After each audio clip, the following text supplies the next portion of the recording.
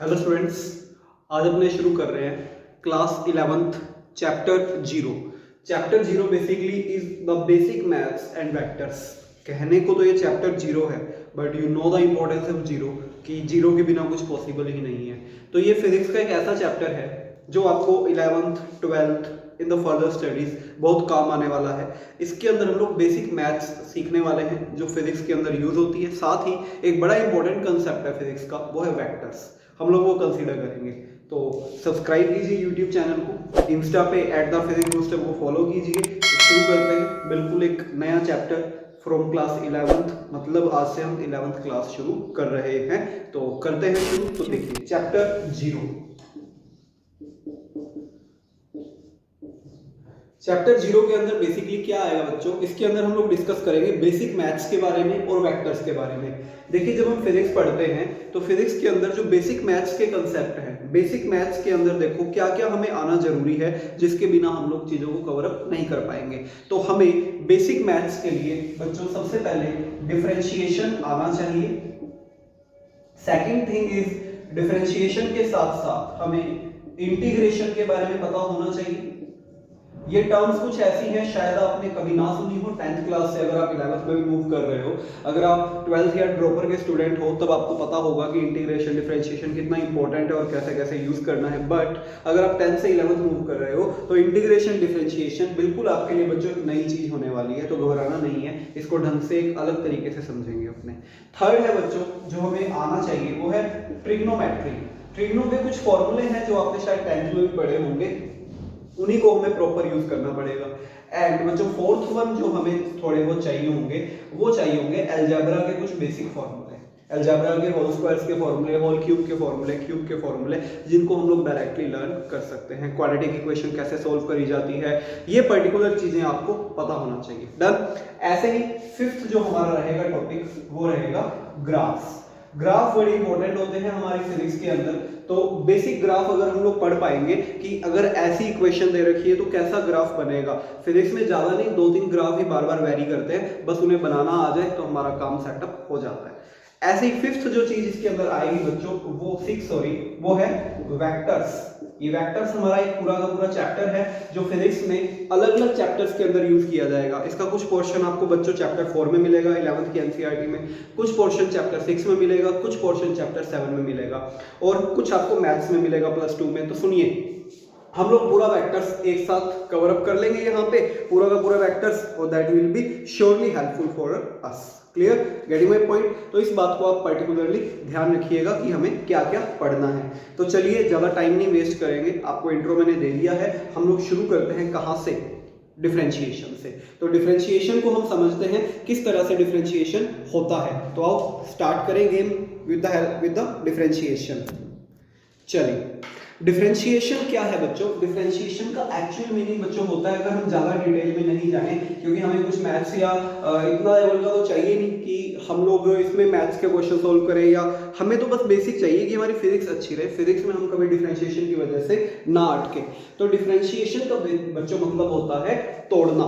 एक तरह से बोल दो कि उस चीज को पर्टिकुलरली तोड़ना, किसी चीज को आप छोटा करना चाहते हो। तो डिफरेंशिएशन का मीनिंग ये रहेगा, अगर आप किसी चीज को छोटा करना चाहते हो तो वहां पे हम डिफरेंशिएशन का यूज करते हैं। या फिजिक्स में ज्यादातर डिफरेंशिएशन कहां पे यूज किया जाता है? रेट ऑफ चेंज बताने में। रेट ऑफ चेंज का मतलब आपने 10th क्लास में पढ़ा होगा कि करंट क्या होता है। करंट आप बोलते हो rate of flow of charge, समझ रहे हो, rate of flow of charge. तो वहां पे आ गया डिफरेंशिएशन। ऐसे किसी भी चीज का अगर आपको रेट बताना है, मतलब वो पर सेकंड या पर टाइम में कितना उसका आउटपुट निकल रहा है, तब हम जिस पर्टिकुलर टूल का यूज करते हैं, जिस मैथमेटिकल टूल का यूज करते हैं बच्चों, उसको क्या बोलते हैं? डिफरेंशिएशन बोला जाता है। तो बेसिकली हमें डिटेल में हमसे कोई नहीं पूछने वाला कि what do you mean by differentiation, बस हमें बेसिक पता होना चाहिए। सेकंड है बच्चों, डिफरेंशिएशन को डिनोट कैसे करते हैं। हर मैथमेटिकल ऑपरेशन का एक साइन होता है। जैसे मैंने बोला कि 2 और 2 को ऐड कीजिए तो आप प्लस का यूज करते हैं, 2 और 2 को सब्ट्रैक्ट कीजिए तो आप एक डैश बना देते हैं जिसको माइनस बोलते हैं, मल्टीप्लिकेशन के लिए क्रॉस बना देते हैं, डिवीजन का भी आप साइन बना देते हैं। बिकॉज डिफरेंशिएशन भी एक मैथमेटिकल टूल है, इसलिए डिफरेंशिएशन को डिनोट करने के लिए भी बच्चों हमें साइन की जरूरत होती है। डिफरेंशिएशन को डिनोट करने के लिए हम बच्चों यूज करते हैं डी अपॉन डी, यहाँ पे वो फंक्शन लिखा जाता है जिसका आपको डिफरेंशिएशन करना है और यहाँ पे जिसके रिस्पेक्ट में लिखा जाता है। तो अगर मैं इसको प्रोनाउंस करता हूँ, मैंने क्या लिखा, d f x upon d x, इसको प्रोनाउंस कैसे किया जाएगा बच्चों, इसको बोला जाएगा differentiation of f x with respect to, W R T का मतलब विद रिस्पेक्ट टू x। तो इसको कैसे प्रोनाउंस किया जाता है, इस तरह से, differentiation of f x with respect to x। ऐसे ही मान लीजिए बच्चों मैंने लिखा d f t by d t. Physics के अंदर 99.99% जो आपके फंक्शंस होंगे वो टाइम की टर्म्स में होंगे। फंक्शन का मतलब यानी कि मैंने मान लो कोई इक्वेशन लिख दी, वो किसकी टर्म्स में है, मैं मैथ्स वाली डिटेल नहीं बताऊंगा आपको, बेसिक बात बता करूंगा सीधा, जो आपके दिमाग में सीधा सीधा घुस जाए, क्योंकि जितना डीप जाओगे उतना कंफ्यूज होते जाओगे और हमें उस लेवल पे नहीं पढ़ना है। यहाँ पे बेसिकली मान लीजिए मैंने कोई इक्वेशन लिखी, अगर वो इक्वेशन x में चल रही है तो उसको मैं x का फंक्शन बोल दूंगा, अगर वो इक्वेशन t में चल रही है तो उसको मैं t का फंक्शन बोल दूंगा। बस इतना जान लो बस, और हमें कोई मतलब नहीं है फंक्शन क्या, रेंज क्या, एग्जैक्ट डेफिनेशन क्या, हमें नहीं चाहिए वो चीजें, हमें सिर्फ बेसिक चीज चाहिए। बेसिक क्या है वो आपके सामने है। तो ये क्या है, इसको क्या बोलेंगे, differentiation of f t with respect to t, ये बन गए dft बाय dt। बात समझ आ रही है आपको? तो सिंपल सी कहानी है, ये इसका साइन हो गया, differentiation of fx with respect to x, differentiation of ft with respect to t। मतलब ये x का कोई फंक्शन होगा, ये t का कोई फंक्शन होगा, यानी कि कोई t की इक्वेशन होगी, x की इक्वेशन होगी। जैसे फॉर एग्जांपल मैंने लिखा कि fx equal to sin x, ठीक है, मैंने बोला कि इसको ft बनाइए, इसको क्या बनाइए, ft। तो बच्चों आप क्या करोगे, छोटा सा काम करोगे, x को किससे रिप्लेस करोगे, t से। मैंने लिखा fx equal to sin 2x square plus 1, ठीक है। मैंने बोला बच्चों इसको ft बनाइए, तो ft आप कैसे बनाएंगे, इसको क्या करोगे, sin 2t स्क्वायर प्लस 1 कर दो। समझ रहे हो? इससे ज्यादा हमें नहीं चाहिए फंक्शन। आप सोचो पता नहीं क्या पढ़ना पड़ेगा, अरे कुछ नहीं, बस इतना ध्यान रखना, अगर गेम x में चल रही है तो वो fx है, गेम t में चल रही है तो वो ft है, दैट्स इट, हमें इतना ही चाहिए। और ये मैंने आपको बताया। तो डिफरेंशिएशन का साइन समझ आया, कैसे रिप्रेजेंट करेंगे, differentiation of fx with respect to x, differentiation of ft with respect to t, dft by dt को ये बच्चों रिप्रेजेंट करने का क्या है, एक तरीका है, एक मेथड है। डन। इसके अलावा बच्चों क्या होता है, कई बार हम लोग dfx या dft बाई dt की जगह डिफरेंशिएशन को हम एक और सिंबल से डिनोट कर सकते हैं। इतना आप लोग नोट कर लीजिए, होप आपको समझ आया होगा, बेसिक सी कहानी है। कई बार आपको डिफरेंशिएशन को ऐसे भी डिनोट किया हुआ मिल सकता है, f डैश x या बच्चों f डैश t। ये डैश का मतलब भी क्या है, ये डैश का मतलब वही पूरा का पूरा। तो चाहो तो आप ऐसे डिनोट कर दो और चाहो आप ऐसे डिनोट कर दो, एक ही बात है, एक ही बात है, ठीक है। क्या लिख सकते हैं इसको आप, dft बाय dt। तो दोनों में से जो भी मेथड आपको पसंद है, आप f डैश से डिनोट करना चाहें कर दीजिए, आप f df बाय dx से डिनोट करना चाहें कर दीजिए, एक ही बात है, ठीक है। दोनों में जो मर्जी यूज कीजिए। इसी में मैं एक टर्म कंसीडर करूंगा, अगर मेरे को एक ही फंक्शन का दो बार डिफरेंशिएशन करना है, मान लीजिए fx is the function, okay, मेरे को बोला इसका डबल डिफरेंशिएशन लिखिए। तो डबल डिफरेंशिएशन कैसे लिखेंगे, एक बार ऐसे डिनोट किया जाता है बच्चों, समझ चुके हो। तो एक बार और इसका डिफरेंशिएशन करेंगे तो बच्चों उसको लिखा जाएगा कैसे, d square fx by dx square. अगर बोला जाए ट्रिपल डिफरेंशिएशन डिनोट कीजिए तो बच्चों क्या लिखोगे, d cube fx by dx cube, इस तरह से। और अगर आप डैश के फॉर्मेट में लिखना चाहते हो बच्चों तो क्या लिख लो, f डैश x, ठीक है, f double dash x, f triple dash x, ये है। तो आपको पता है, आप जो लिखना चाहें आपके लिए जो आसान है, आपको ये आसान लग रहा है तो ऐसे लिखिए, अगर आपको ये आसान लग रहा है तो ऐसे लिखिए, ठीक है। अगर ये t में फंक्शन होता तो क्या करना था भाई, यहाँ x की जगह t पुट कर देते। होप आपको सिंबल समझ आया होगा, रिप्रेजेंटेशन समझ आया होगा, डिफरेंशिएशन को रिप्रेजेंट कैसे किया जाता है। अब देखिए डिफरेंशिएशन करवाने के बहुत से तरीके हैं, कोई किस तरीके से करवाता है, कोई किस तरीके से करवाता है। मेरा तरीका थोड़ा सा अलग है। मैं क्या करता हूँ, ये आप लोग नोट कर लेना, मैं क्या करता हूँ, मैं डिफरेंशिएशन को कुछ टाइप्स में डिवाइड कर देता हूँ, ठीक है। मैं डिफरेंशिएशन को कुछ टाइप्स में डिवाइड कर देता हूँ, type 1, type 2, type 3, type 4 and so on, इस तरह से। इससे क्या होता है, हमें पता लग जाता है कि क्वेश्चन किस तरह का है। तो सबसे पहले हम लोग स्टार्ट करते हैं बच्चों, टाइप 1 डिफरेंशिएशन। ठीक है, टाइप 1 डिफरेंशिएशन।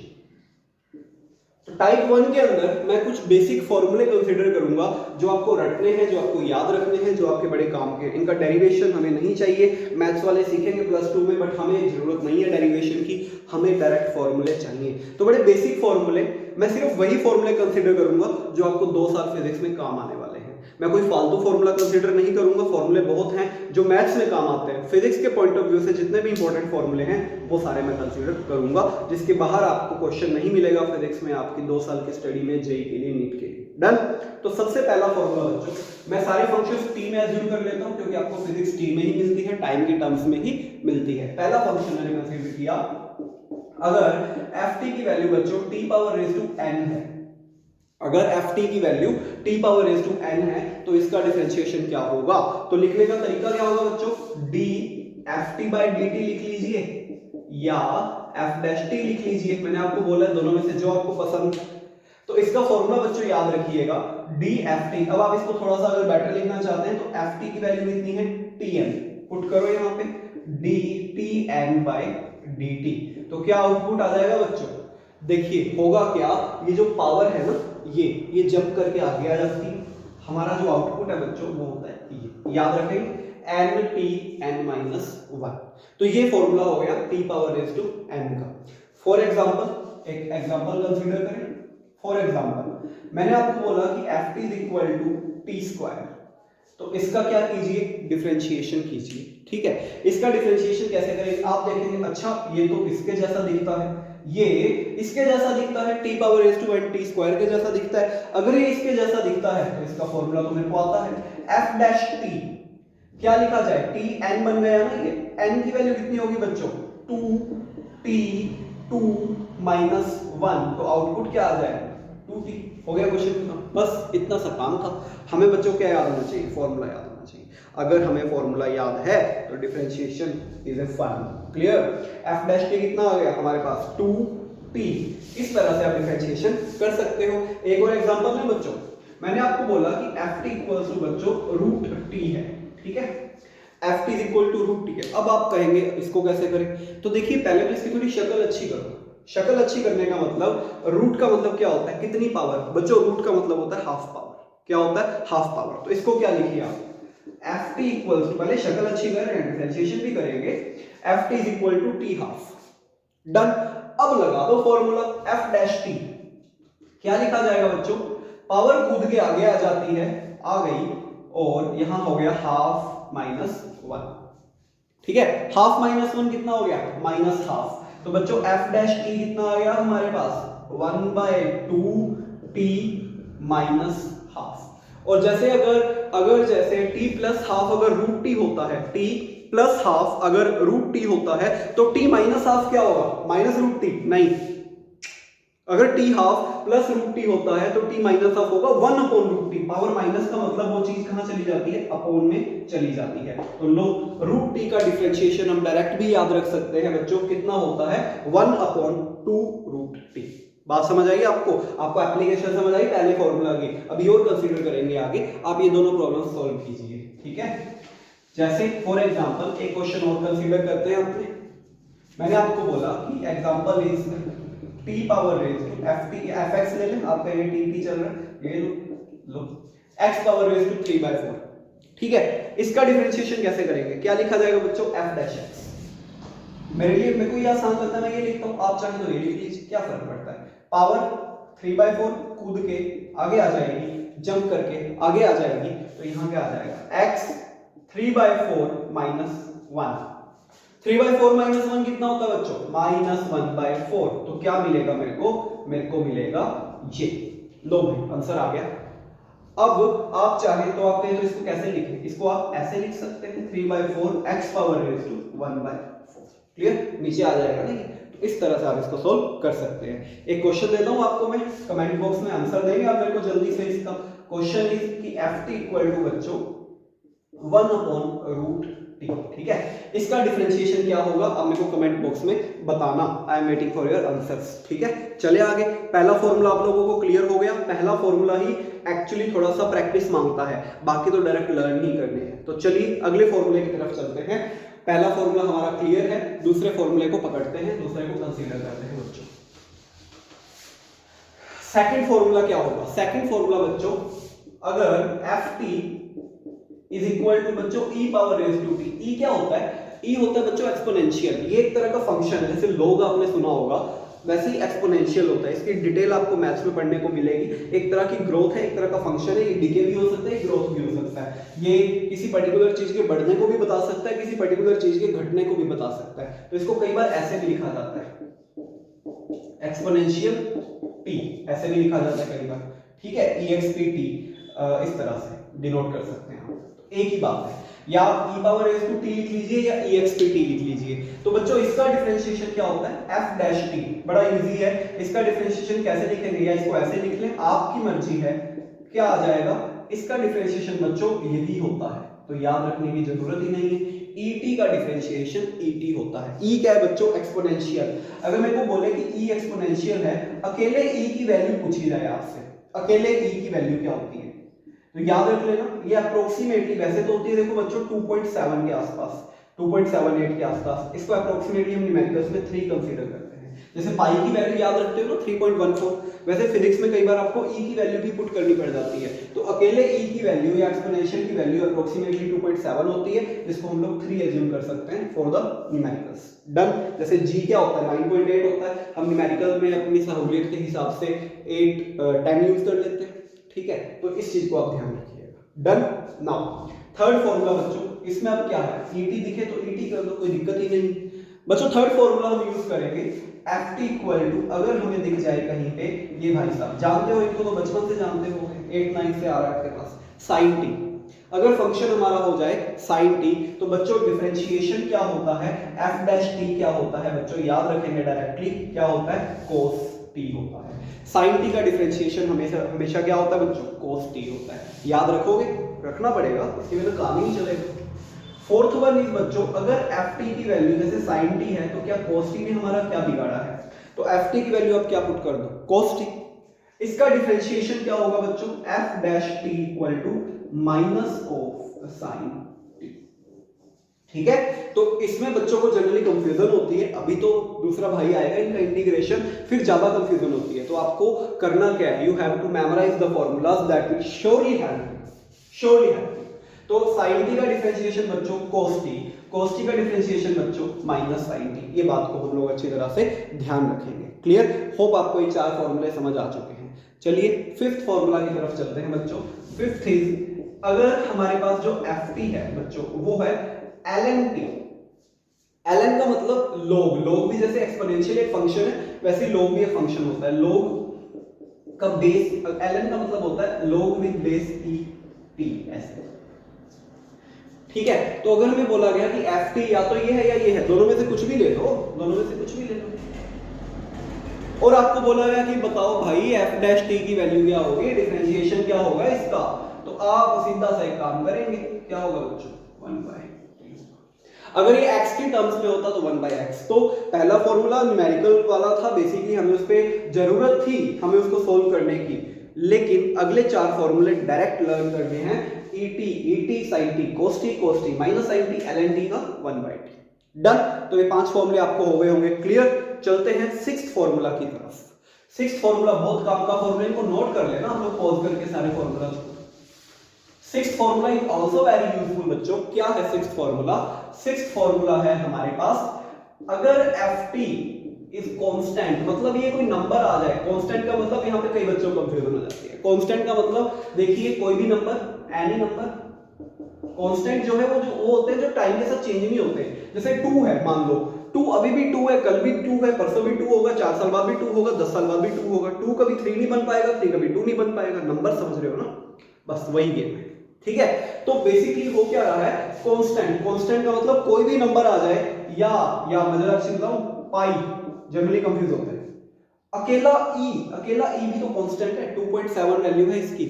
ठीक है, पाई कांस्टेंट है, ऐसे कुछ भी, या mentioned in the problem. Mentioned in the problem का मतलब बच्चों कई बार आपको बोल देते हैं कि here alpha is constant, here beta is constant, here gamma is constant, तो आप उसको कांस्टेंट मान लीजिए।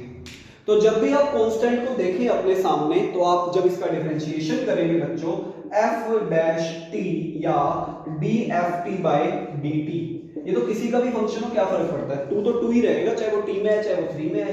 क्लियर? 0। इस केस में f डैश t बच्चों कितना होता है? 0। किसी भी कांस्टेंट का डिफरेंशिएशन क्या होता है? 0 होता है, याद रखना। चाहे 10,000 है चाहे 10 लाख है, डिफरेंशिएशन सबको अपनी औकात दिखा देता है, उनको 0 पे लाके फेंकता है हर कांस्टेंट को। डन? चलिए 7th ये नोट कर लेना।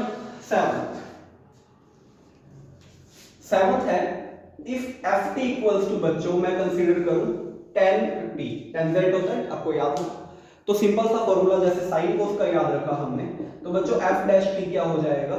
Second square t। ठीक है, if ft is this then f dash t is second square t।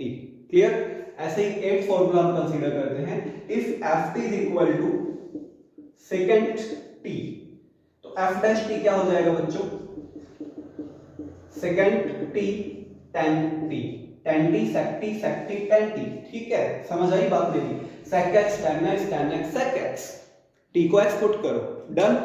9th formula बच्चों यहां लिख देते हैं। 9th formula if ft is equal to आ जाए cot t, cot t समझते हैं? ठीक है, f डैश t क्या आ जाएगा उस केस में बच्चों?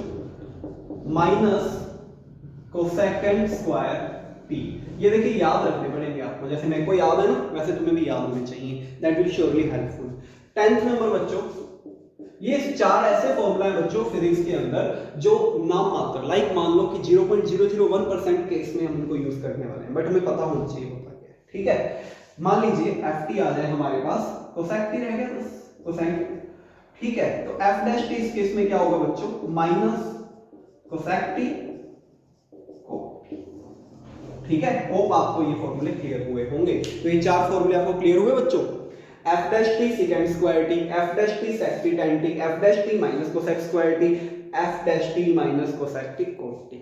तो कितने हो गए फॉर्मूले? 10 फॉर्मूले हो चुके हैं, जिसमें से 2 को समझना पड़ा हमें। किसको? हमें बेसिकली कांस्टेंट वाले को थोड़ा समझना पड़ा और पावर वाले को समझना पड़ा। किसको नहीं समझना? लर्न करना है डायरेक्ट इन सबको, ट्रिग्नो वाले फॉर्मूले, लॉग वाले फॉर्मूले, उनको डायरेक्टली लर्न करना है। ठीक है, ये तो है 10 मेन फॉर्मूले टाइप 1 के अंदर। इसके अलावा बच्चों मैं आपको 1-2 फॉर्मूले और बताता हूं जो हमें डायरेक्ट हेल्प करते हैं, बहुत ज्यादा हमारे काम आते हैं, हमें सॉल्व नहीं करना पड़ता। अगर डायरेक्ट लर्न कर लें तो that will be very helpful for us. 11th number मैंने आपको बोला बच्चों ft is equal to 1/t, तो मैंने कहा बताओ कि f डैश t या dft बाय dt कितना होगा। तो एक मेथड है, पूरा इसको सॉल्व कीजिए। कैसे? पहले इसकी शक्ल अच्छी कीजिए, इसको आप t पावर रेज़ टू -1 लिख लो। अब f डैश t कैसे करते हैं? पावर कूद के आगे आ जाती है, -1 इसको करें तो -t-2, और पावर जो माइनस में आती है बच्चों तो वो कम चली जाती है, ऐसे चली जाती है। और दूसरा, बार बार इस प्रोसेस को करने के बजाय सीधा याद ही रख लो ना, कितना काम आएगा ये, बहुत काम आएगा फिजिक्स में। खत्म। तो अब आपके ऊपर है, चाहे तो आप इसको सोल्व कर लीजिए, चाहे आप इसको लर्न कर लीजिए। तो बात समझ आई आपको? तो यहाँ पे हमने बेसिकली कितने फॉर्मूले देखे बच्चों? 11 फॉर्मूला अभी तक हम देख चुके हैं। आगे चल, नोट करना है इसको। नेक्स्ट है बच्चों ये 12th फॉर्मूला, लास्ट। मान लीजिए ft इज इक्वल टू आ गया अल्फा t प्लस बीटा। इसको थोड़ा समझना, t की जगह कुछ भी हो सकता है।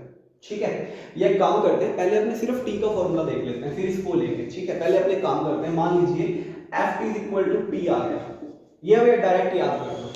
fx इक्वल टू x भी आ सकता है, डायरेक्ट लर्न कर लेना, ये बहुत काम आएगा, बहुत काम आएगा, कंफ्यूज नहीं होना इसमें। सोल्व करके चेक करें पहले।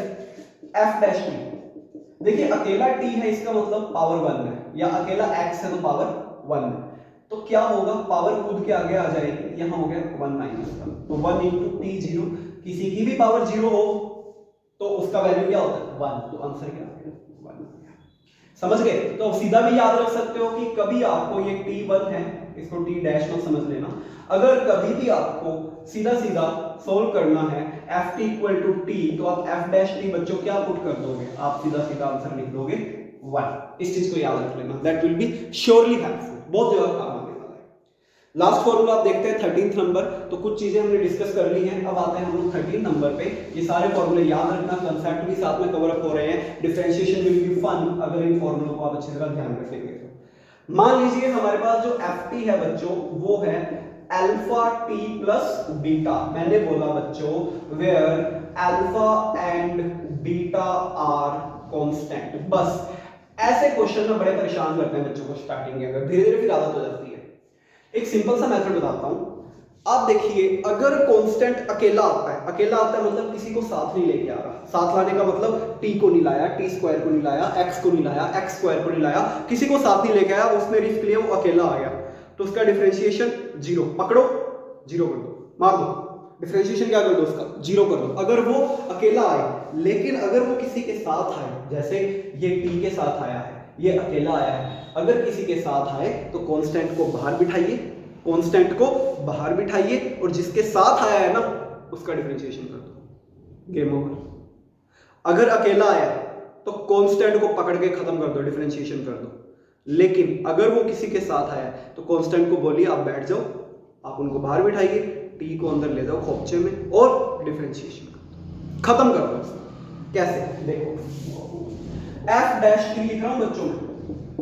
अल्फा टी में अल्फा भाई साहब टी के साथ आए हैं तो अल्फा को आप बाहर बिठाइए, इनका डिफरेंशिएशन 1 अभी बताया था। बीटा जी अकेले आए हैं, खत्म। तो आंसर क्या आ गया बच्चों? अल्फा। लो भाई, खत्म हो गया डिफरेंशिएशन। कोई टफ है? नहीं है, नहीं है ना टफ। समझ गए बात मेरी? एक एग्जांपल और दूं तुम्हें, इसको नोट करो। इसका एक एग्जांपल और देखो, इसका एक एग्जांपल और देखो। मैंने आपको बोला बच्चों ft इक्वल टू, मैंने बोल दिया 2t square plus 3t plus 1, ठीक है। चलिए, अब कांस्टेंट का मतलब 2 3 1 सारी कांस्टेंट है, जो भी हो, क्लियर। तो पहला स्टेप क्या करेंगे? f डैश टी, एक एक करके देखिए, एक एक करके देखिए। 2t स्क्वायर, 2 भाई साहब कांस्टेंट है, इनको बोलो आप बैठो, t स्क्वायर को बोलिए आप अंदर आइए एक बार, इनको अंदर बुलाया, इनका डिफरेंशिएशन 2t 2 माइनस 1, पावर वाला फॉर्मूला लगाया, t power raise to n वाला, बीच में जो साइन चल रहा है बच्चों चल रहे प्लस 3t, 3 कांस्टेंट है, इनको बोलिए आप बाहर बैठिए और t को बुला के अंदर डिफरेंशिएशन कर दो 1, और 1 तो अकेला ही आया है, क्या बिगाड़ लेगा, मार दो जी। तो बच्चों इसको सोल्व करें, 2 इंटू 2 4, और इधर क्या बचा t प्लस 3, हो गया क्वेश्चन। लो, अरे पता है कितना आसान सा प्रॉब्लम बन जाता है ये। नीट के अंदर डिफरेंशिएशन ही जान ले लेता है बच्चों की, एवं लोग भी लेता है नीट में, बट कुछ भी नहीं, क्लियर। तो कल मिलता हूं आपको मैं, अगली वीडियो में मिलता हूं आपको मैं कुछ और अच्छे एग्जांपल के साथ। प्रैक्टिस करेंगे अपने टाइप 1 रूल्स की, फिर अगले रूल्स को भी सीखेंगे। तो हमें सब्सक्राइब कीजिए, फॉलो कीजिए @thePhysicsBooster, और इंस्टाग्राम है हमारा हैंडल, बता दिया मैंने आपको। यूट्यूब पे सब्सक्राइब कर लो, और मिलते हैं अगली वीडियोस में, आपको अपडेट ताकि मिलती रहे। आप हमारा व्हाट्सएप ग्रुप भी ज्वाइन कर सकते हैं, व्हाट्सएप ग्रुप हमारा है और जिसका लिंक आपको डिस्क्रिप्शन बॉक्स में मिल जाएगा, ठीक है। चलिए, till then take care, bye bye.